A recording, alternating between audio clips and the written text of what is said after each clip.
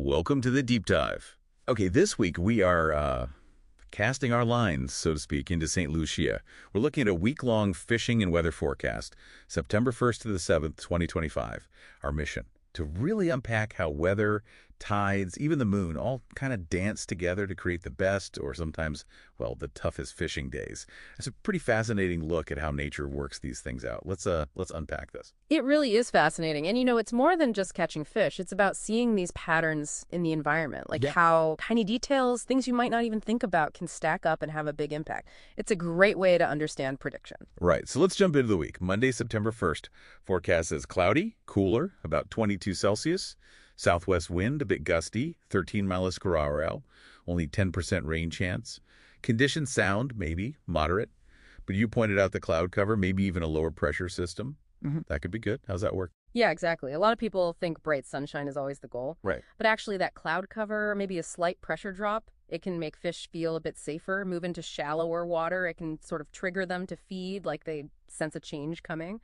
And the diffused light means they're maybe less easily spooked, especially around those high tides. Looks like 8:13 a.m. and 9:24 p.m. on Monday. Interesting. Okay, so it's about their behavior, not just the weather itself. Then Tuesday, the 2nd, looks like a big improvement. Much sunnier, warmer, 25 Celsius. And the wind is lighter. North at 12 mile per hour, only 5% rain. Why is this combo so good? Especially with that high tide hitting around lunchtime, 12:34 p.m. Tuesday. Yeah, that's pretty classic good fishing weather. The sun warms up the surface water, gets the bait fish moving, and the lighter wind means the water's clearer, less chop on the surface. Predators can see better, hunt more easily, and that incoming high tide pushes everything together, concentrates the bait. It's a great setup. Makes sense.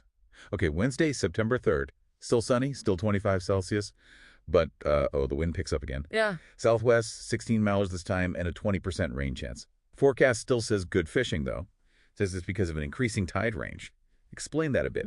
Why is the tide range so key here, even with more wind? Right. So an increasing tide range means the difference between high and low tide is getting bigger each day. That means more water is moving with each tide cycle, stronger currents. And those stronger currents, they stir things up. Food gets dislodged from the bottom, bait fish get pushed around. It's basically like ringing the dinner bell for bigger fish. They get more active, even if the wind's a bit annoying for the angler. That 1:42 p.m. high tide should be prime time. Gotcha. So stronger currents, more food moving.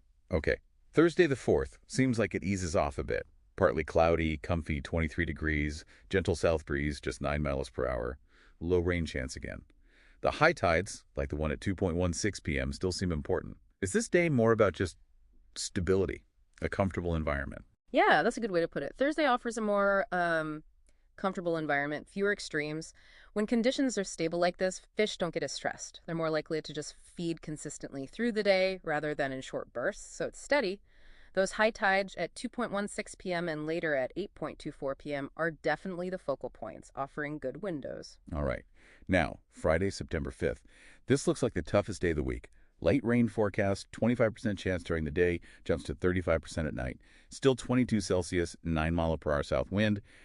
Sounds kind of damp and generally unpleasant. How do you even approach a day like that? The advice seems really specific. Yeah, Friday's tricky. Persistent rain, higher humidity, it can make things sluggish. But here's the key. Like you said, the advice is specific. Yeah. Focus just before and just after that 2:46 p.m. high tide.